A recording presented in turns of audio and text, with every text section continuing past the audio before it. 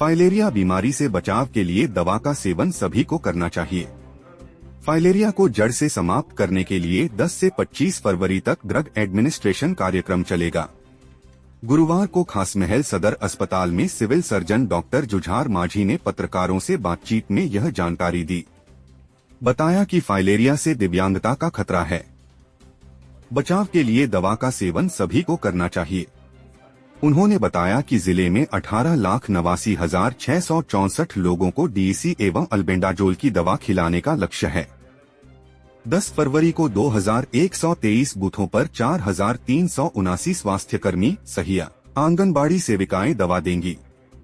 11 फरवरी से घर घर दवा खिलाने का अभियान चलेगा।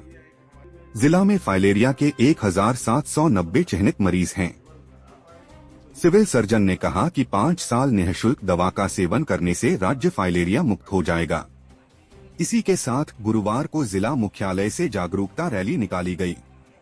इसमें एनसीसी से जुड़े विभिन्न स्कूलों एवं कॉलेजों के छात्रों ने हिस्सा लिया। साथ ही जागरूकता वैन भी रवाना किया गया।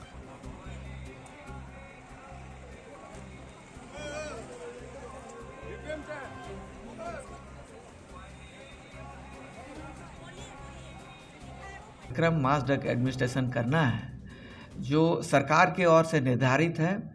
10 से 25 फरवरी तक चलना है।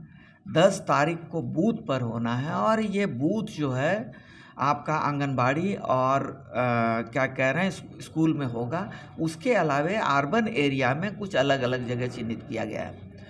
तो इस कार्यक्रम के तहत हमारे ज़िले में अराउंड 18 लाख लोगों को हम लोग को खिलाना है। 2 प्रखंड छोड़ के चाकुलिया और बड़ागोड़ा। ये जो 18 लाख लोग हैं ये 2 साल से ऊपर के लोग हैं। इनको उम्र के अनुसार साल में एक बार वो 10 से 25 तारीख के दिन में उनको खाना है। ये सुपरवाइज डोज होगा, खाने के बाद खाना है।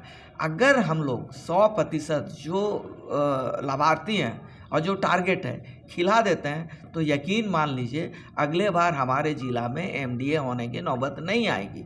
ये दवा को बांटना नहीं है, ये दवा को अपने सामने खिलाना है।